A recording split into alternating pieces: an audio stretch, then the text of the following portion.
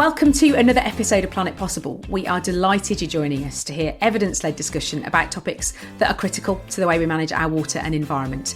A huge thanks to our season sponsor Atkins Realis, and you'll hear a little bit more about them later. We're really grateful for their support in bringing the pod to you. If you're new to Planet Possible, I'm Nikki Roach. I am a passionate advocate for all things water and environment and a fellow of CIWEM, which is the Chartered Institution of Water and Environmental Management.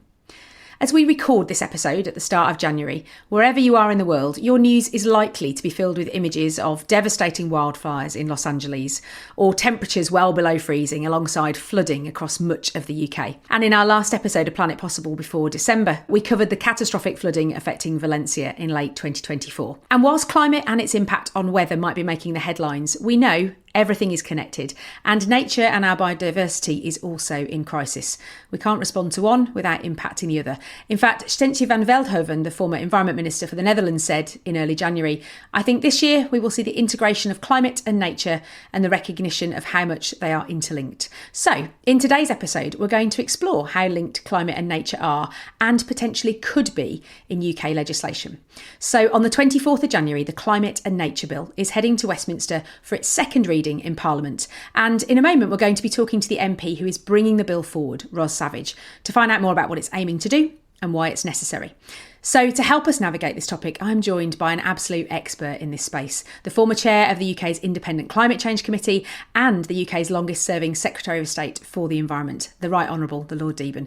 So welcome back to Planet Possible, Lord Deben. It's wonderful to have you with us. Let's start by understanding, from your perspective, how connected are climate and nature in the UK legislature now?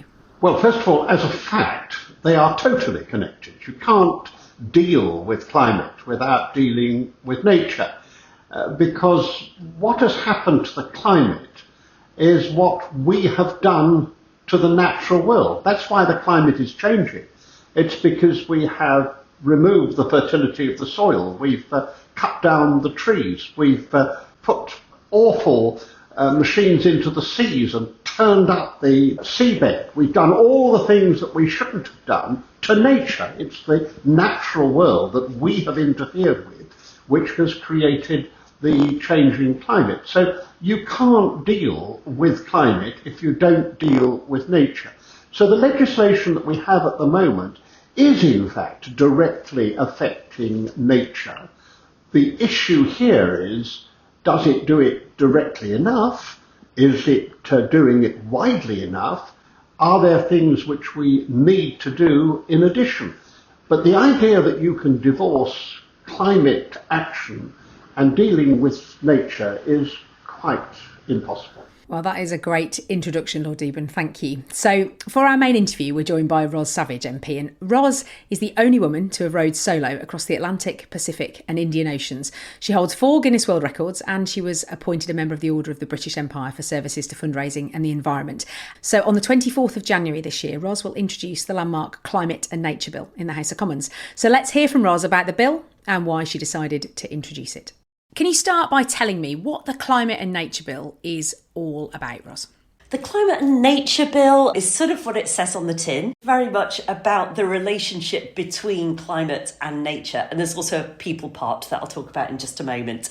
So I think a lot of people are aware that a changing climate is having bad impacts on nature. But I think what people are maybe less aware about is that damaging nature is actually affecting the ability of the planet to regulate its own climate. This is actually a two-way street, a two-way relationship between climate and nature. This bill was first originated about 4 years ago by Caroline Lucas of the Green Party.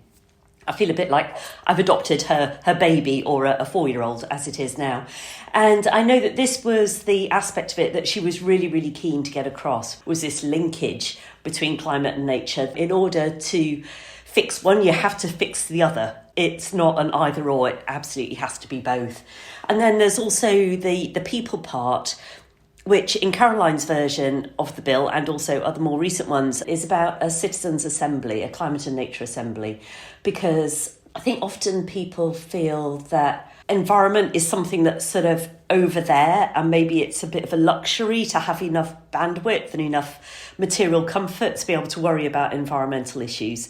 So it does feel really important that we bring people along with us on this journey. The Assembly is designed to be an advisory body to government, and it should represent a genuine cross-section of British society, so that no matter which part of the country you live in, what the colour of your skin, what sort of house you live in, your sort of socio-economic group, you can see somebody in the Assembly that is a bit like you and that you can relate to. And so they are giving a voice to every demographic as we navigate into an increasingly uncertain future for climate and nature. The nature part is very much holding the UK to commitments that have already been made, actually, under international agreements like the Leaders' Pledge for Nature and the Global Biodiversity Framework, to reverse nature loss, to actually be restoring nature, and for 30% of nature to be protected by the year 2030. So tell me a little bit about your motivation behind why you wanted to, introduce this bill as your private member's bill. So you got it at the ballot, which was amazing. So tell me about your motivation. So I don't know if all of your listeners will know about private members' bills. I will confess that I didn't. It is this slightly bonkers system. There's basically a lottery where they draw numbers out of a bowl, and if your number gets picked, then you get to present a private member's bill. So I'd only been an MP for 2 months when I was drawn third out of the bowl in the private member's bill ballot, and I immediately knew that I wanted to do something environmental. I've been an environmental campaigner for the last 20 years. And for a while, that took the rather unusual form of me rowing alone across 3 oceans, the Atlantic, Pacific and Indian, using those expeditions as my campaigning platform, my way to get people's attention, so that I could talk about my real passion for the environment and why we need to take better care of this earth if we want it to continue to be able to look after us. The Climate and Nature Bill, like I say, was already in existence, but it really encapsulated everything that I wanted to see anyway, so there didn't seem any point in reinventing the wheel. It already had a huge amount of support, like over 50,000 members of the public, over 1,000 scientists and environmental NGOs and businesses. So much support for it, and several celebrity supporters as well, including people like Chris Packham and Hugh Fearnley-Whittingstall, who spent a morning here in Parliament last week being photographed with various MPs declaring their support for the bill. So it really made sense to combine efforts with the campaign team, 0 Hour, who've been just absolutely brilliant at mobilising their supporters. So it goes to the second reading on the 24th of January. Which, as we record this, is not very far away. And so the pressure is on. I should say, to manage expectations, as private members' bills go, this one is very ambitious. The ones that tend to get passed are very small and don't cost very much to do. And here I am as a brand new Lib Dem backbencher, so not the party in government, not even the party of opposition, but the third party, trying to get something pretty brave and bold into law. But as you could probably guess from the ocean rowing, I do like a challenge. I think if you can row across 3 oceans solo, you can probably take on Westminster Roz. So let's understand then specifically, what changes is the bill asking for? What would we see if it was passed? Why is it so bold? On climate and nature, the UN and other big international organisations are really good at coming up with fantastic, and I genuinely mean this, like really, really good treaties. To read something like the Leaders' Pledge for Nature, it's beautiful, a beautiful vision of what the future could be. We're very good at signing up to these targets and goals, but we're not very good at actually coming up with a strategy to achieve them. So what the bill is trying to do is to make these targets legally binding, because even though we've signed up to them and ratified them, they're not actually legally binding. It's sort of a best efforts basis. So it's a little bit wishy-washy at the moment. So trying to make it actually non-optional on the government to come up with a strategy to achieve these targets. And as you probably know, governments don't really like being told what to do. That is one of the reasons that this is challenging. But I think part of the reason that the bill has gathered so much public support is because there's still a gap. Well, there are two gaps really. There's our declared goals. There's a gap between that and actually what we need to be doing if we are going to limit climate change and also start restoring nature. And then even against those goals, there's a gap between those and what we're actually doing at the moment. So you've got first of all, the ambition gap, and then you've got the delivery gap. And what this bill is trying to do is to close those gaps so that the targets and what's actually happening and what is necessary are all the same thing, basically, if that makes sense. It does. And climate and nature, I guess, is part of the reason that it's ambitious, because typically we're very good at being quite myopic and focusing on one thing.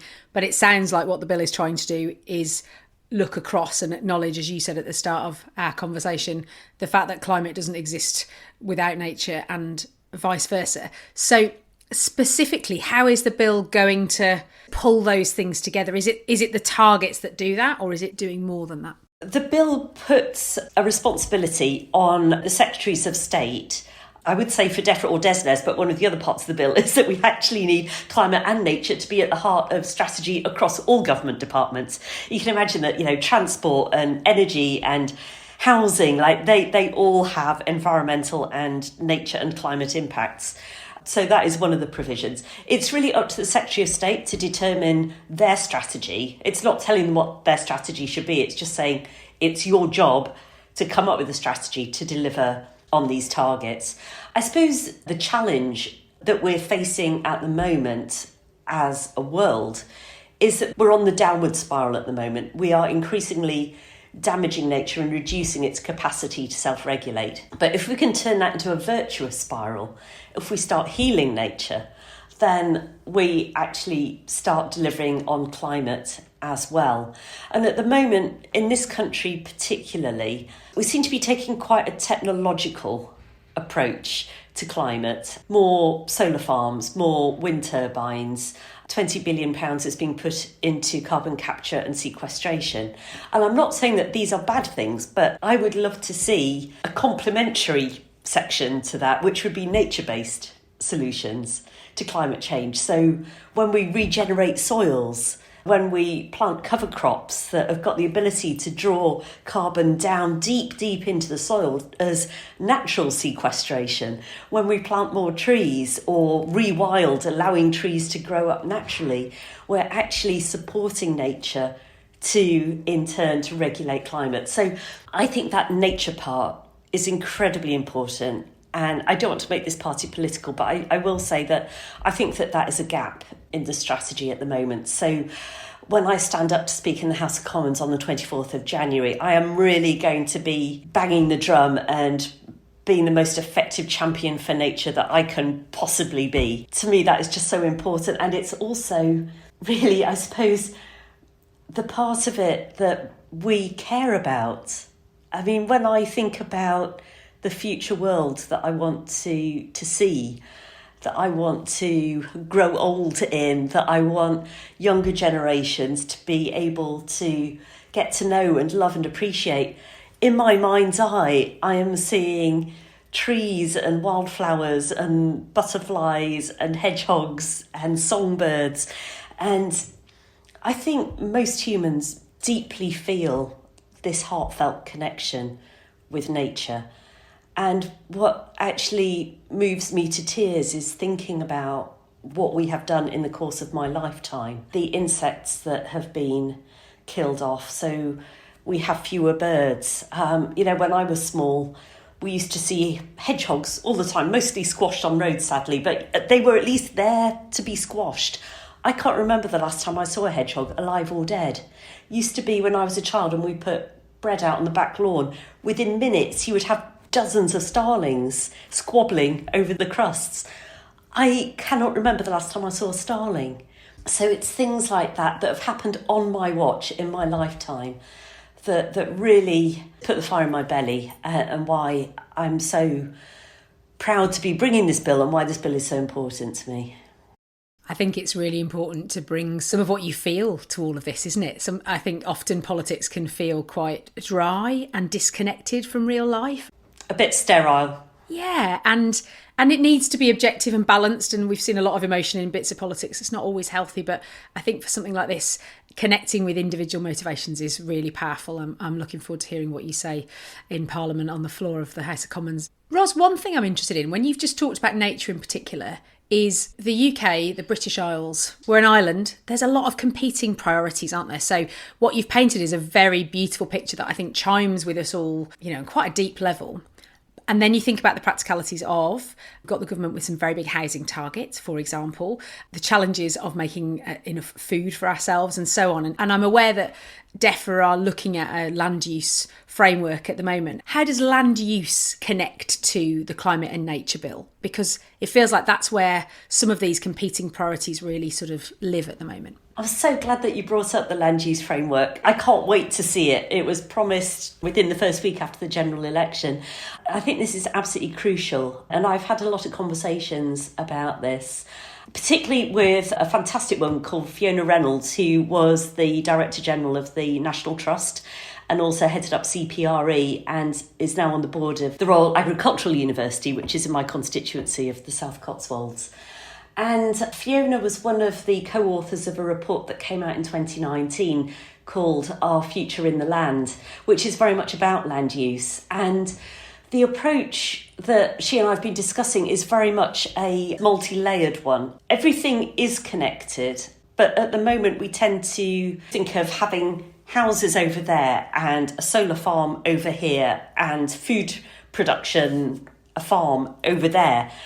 I think we need to come up with a more sophisticated approach, more solar panels on rooftops or as a roof over a supermarket car park, for example, so that when we have hot summer days, you're shading the cars from the heat while generating electricity. And if you've got EVs, then you've got your power generation right there. We need to be looking at more sophisticated forms of agriculture now, where you don't just have set-asides for wildlife over there and food production here. You can actually interweave them to the greater good of both. You get higher quality produce from the soil because you're putting more nutrients back into the soil, and those nutrients then come into the food, at the same time as having more wildflowers and restoring the soil. So there's a lot of scope for a more intelligent use of that very limited resource of land that we do have in this country. Something that's really brought this to the forefront of my mind recently is in my constituency, as in many places around this country, we've got such problems now with flooding. Building another 1.5 million houses, if that's not done in a careful and responsible way, is only going to make flooding worse because you're creating that much more non-absorbent surface. So we should be rainwater harvesting. We don't need drinking water to flush loos with. It's a terrible waste. And we could have more living roofs and living walls. I think housing estates always look much nicer when they've got trees, when they've got green spaces. So it enhances human habitats at the same time as helping to mitigate flooding and also increasing our ability to draw down more carbon through photosynthesis. So I think there are some real win-wins to find here that will be meeting the needs of our society, like for more housing, making people's lives better, and also really enhancing and restoring nature. But we just need this joined up approach rather than the housing department just focusing on housing or only having DEFRA focusing on environment, farming and rural affairs. When we combine those and really open up those dialogues and those sort of lovely co-creative processes, then just everything gets better. But at the moment, government departments do tend to operate in silos, and this bill is going to do what it can to try and change that. I would imagine that there are quite a lot of our listeners that are nodding furiously as they heard you talk about some of that. I know that I definitely am. I think we often talk about everything being connected on this podcast, and it really is. So it's really interesting to hear a piece of legislation trying to do that. So, Roz, if things don't go the way that you hope, and if this private member's bill isn't passed into law, what are the likely implications of that from your perspective? It won't be the end of the journey, not as far as I'm concerned anyway. Ocean rowers are nothing if not tenacious. The ocean did teach me patience, persistence and resilience. So it was partly my passion for the environment that motivated me to come and stand for Parliament. And although it's not the only thing that I'm concerned about, it is a very strong thread running through my life generally. I will continue no matter what happens on the 24th. Yeah, being realistic, the odds are a bit stacked against us. No matter what happens that day, I will just keep coming back. I will keep putting these issues back on the table.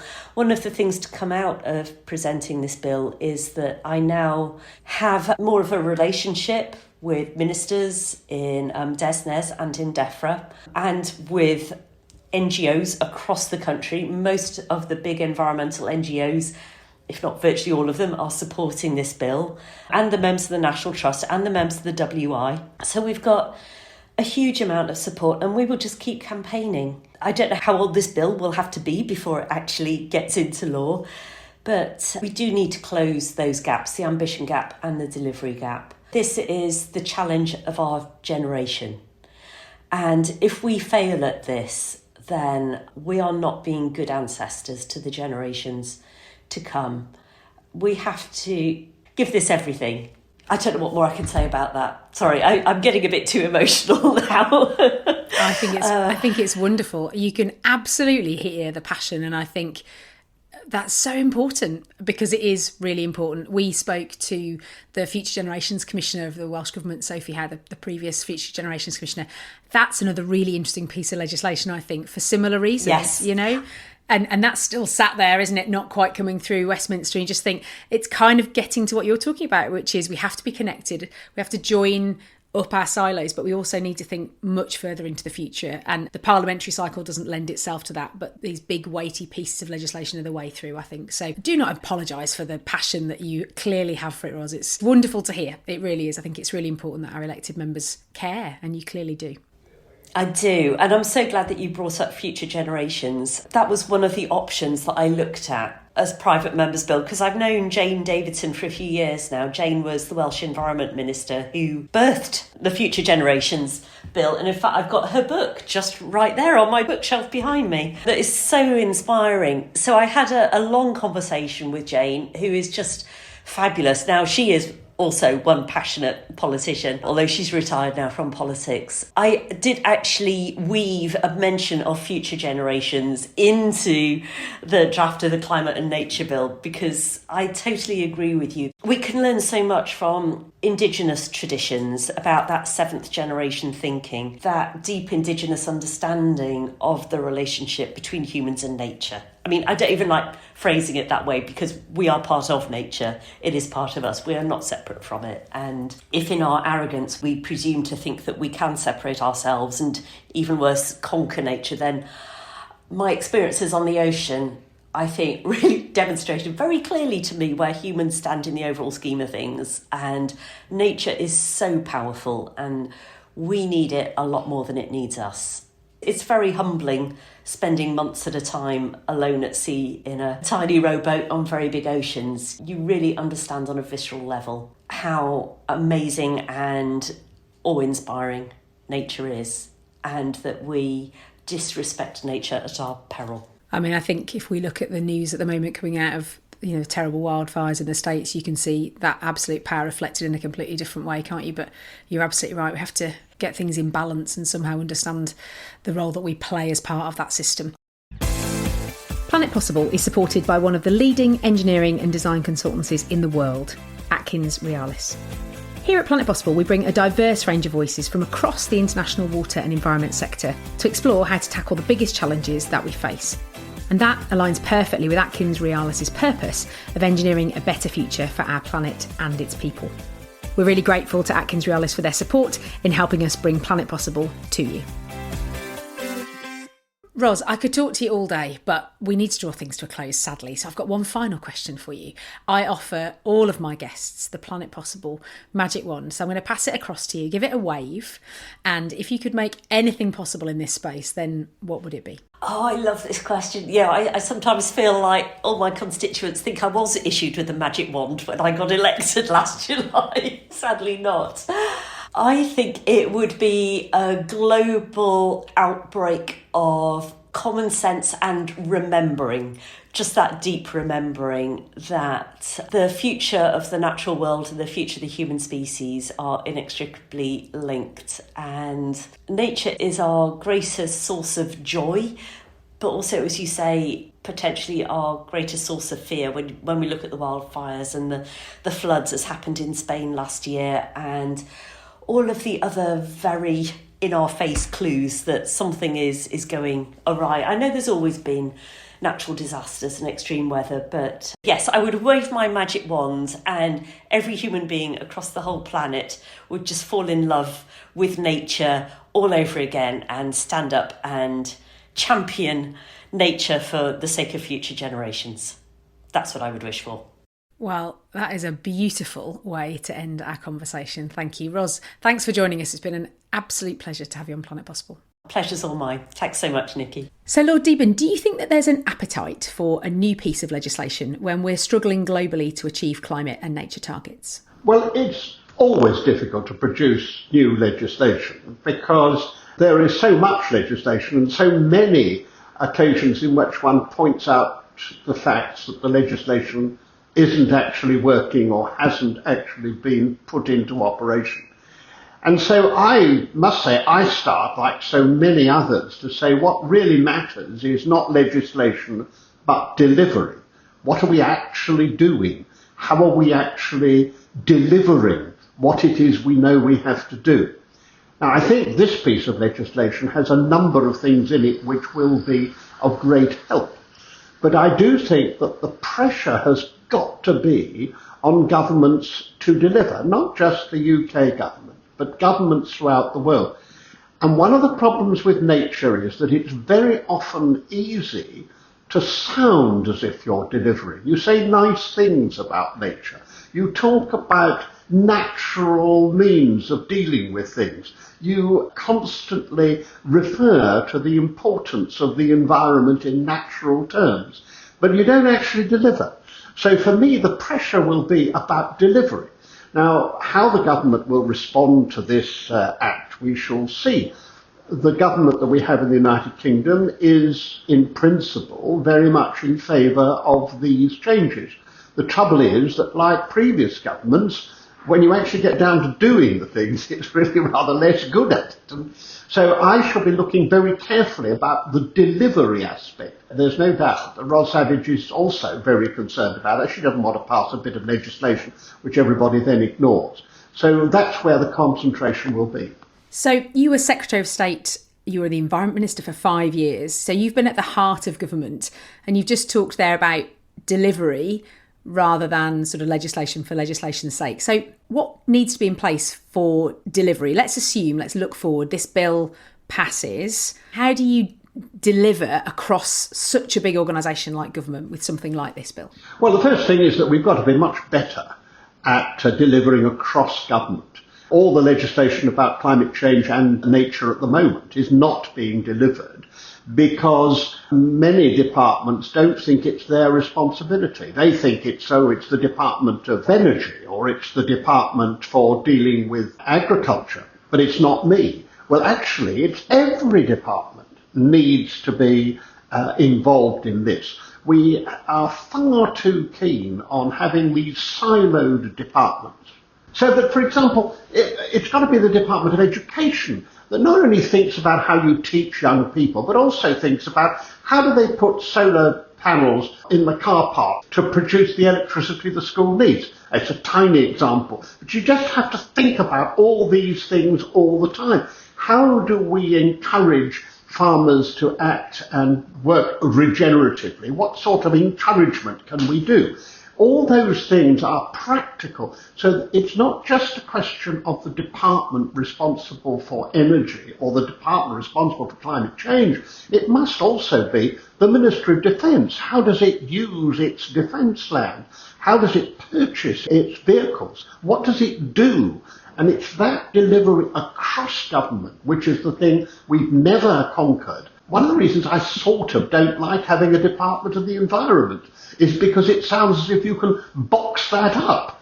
Whereas actually the environment is something that should be a first priority in the Department of Culture, Media and Sport, because it's about how football teams play. What do they do about their kit when they've ceased to use it? What do they do about the water they use to keep the pitch in first-class condition? How do they sell drink? What do they do about recycling? All those things are absolutely vital. And the trouble is we don't think about it like that. Yet we should be looking at everything through the lens of climate and nature. And I tend to use the two words together because I think of the words of the Pope. The Pope was absolutely clear about this. He said, climate change is the symptom of what we've done to the world. The disease that we have to cure is what we've done to the soil, what we've done to the trees, what we've done to the oceans, to the rivers, the air. That's the disease. And so for him, absolutely rightly, it's the climate change is merely the symptom. It's the earth crying out for healing. We have therefore got to heal it. And that's where nature comes in. I am really interested, as somebody who's been in the heart of government, if you were going back in now to try and tackle this sort of silo thinking that you've just talked about, we've one option is the climate and nature bill, and from talking to Roz, it's quite clear that she's hopeful that will be the thing that puts binding targets on individual secretaries of state. But if you could go back in now and make a change to try and pull people out of silos, what would you do practically that you think could make a difference, given that we've got such a long history of working in this particular way? Well, I think you'd have to be absolutely radical. I think you'd have to have a Prime Minister who said to every Secretary of State, every month you will report what you have done to meet our climate and nature targets. Not every 2 months or 3 months or every now and again, but on a regular basis. And I am going to give the power to the Secretary of State who is responsible. And then you've got to fix one Secretary of State responsible to look at those things and to come back and then report on who is not doing it, what needs to be done. And I'm going to have a central situation to do that.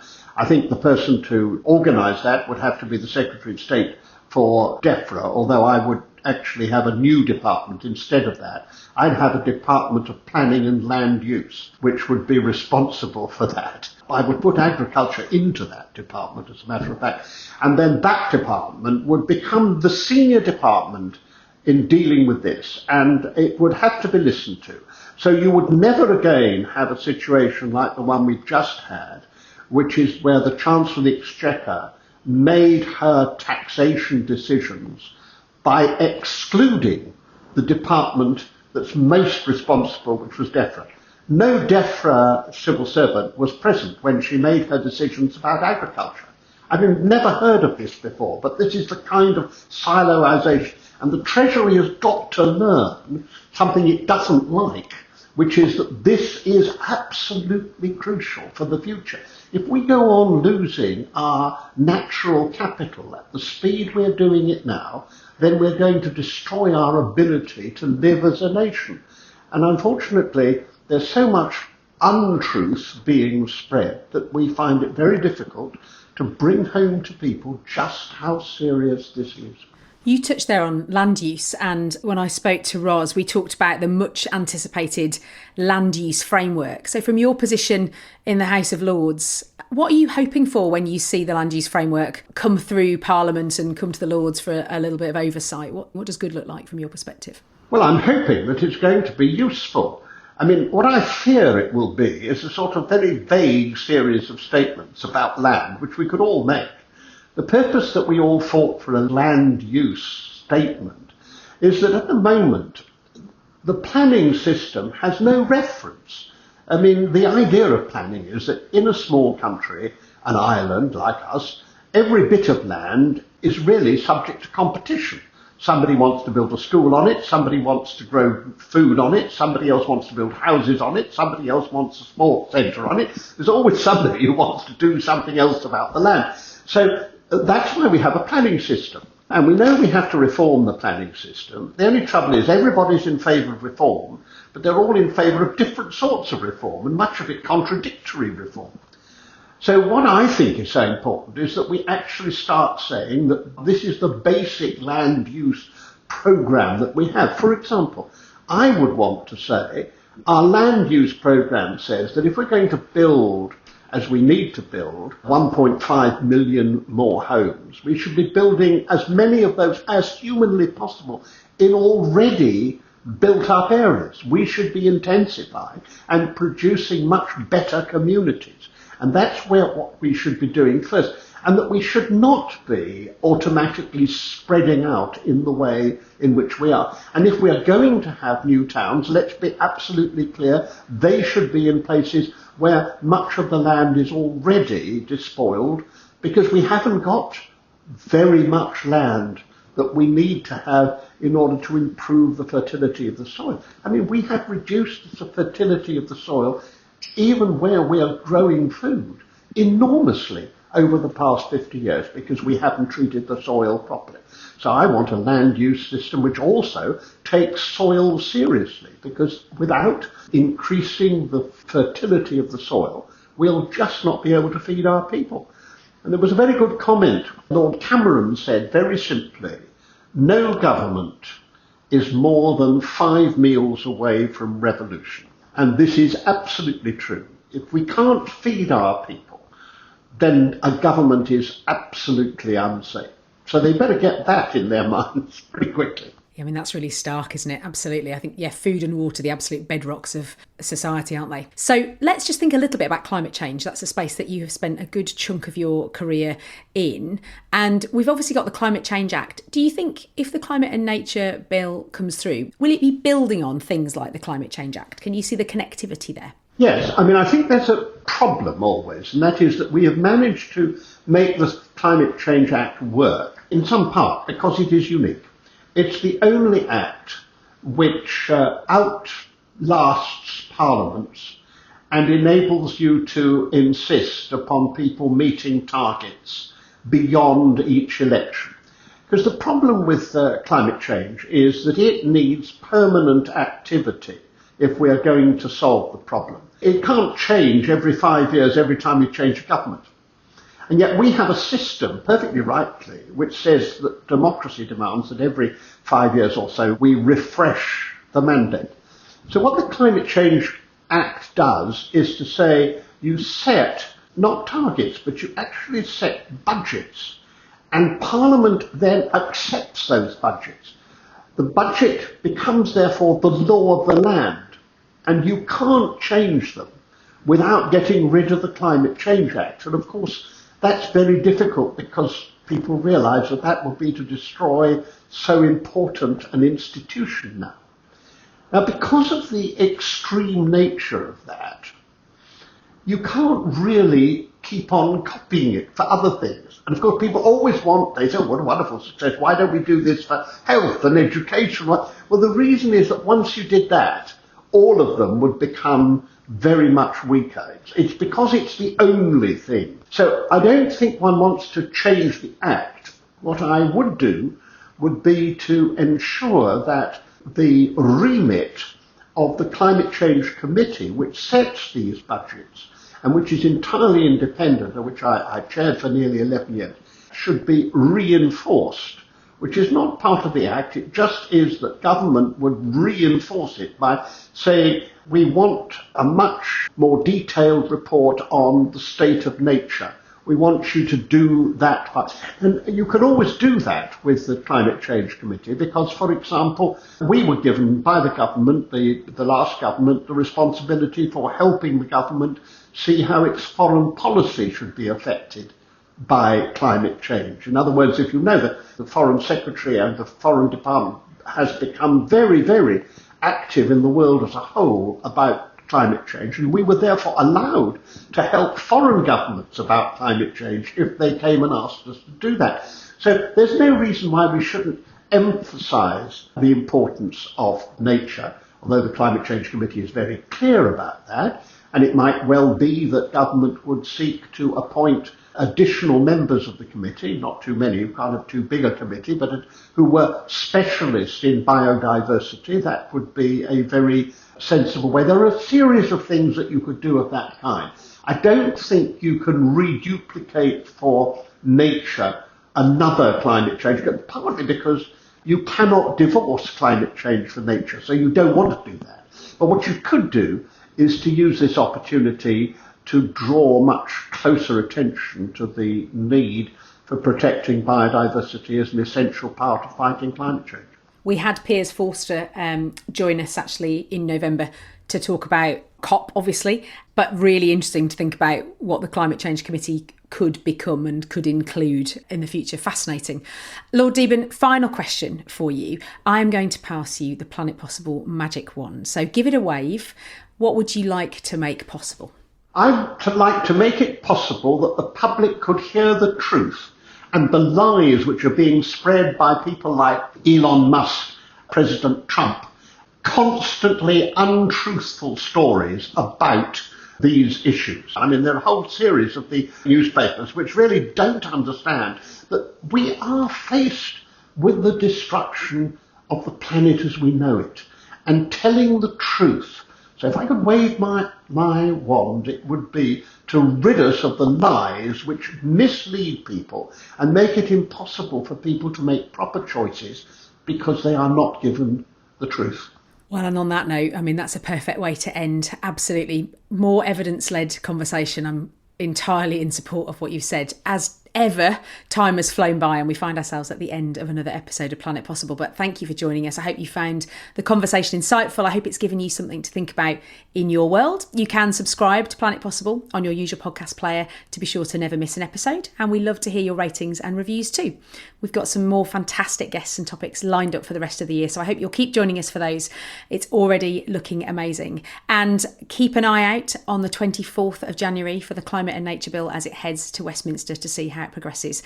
So all that leaves me to say is a huge thank you to my superb guest, Roz Savage MP, our sponsor, Atkins Realis, and my wonderful co-host, Lord Deben. So thank you, Lord Deben, for joining us. Thank you very much. Thank you. That's it, everyone. Stay curious, stay connected, and we'll see you next time.